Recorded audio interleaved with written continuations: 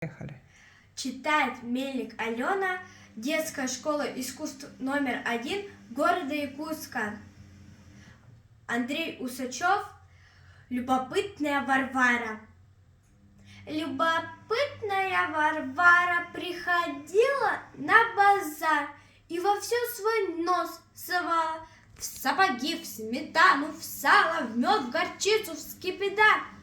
Что купили? Как продали? Где украли самовар? Сколько пару в самоваре? Для чего дыра в гитаре? Что нашли на тротуаре? 3 копейки или 5? Пригрозили на базаре нос Варваре оторвать.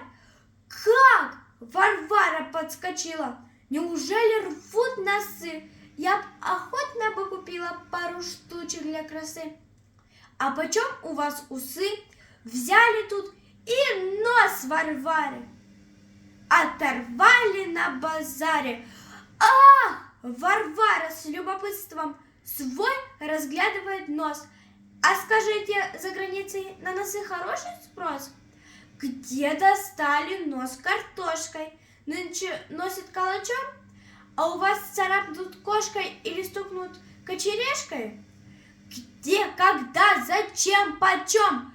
Побежал народ с базара. Все кричат: «Уймись, Варвара!»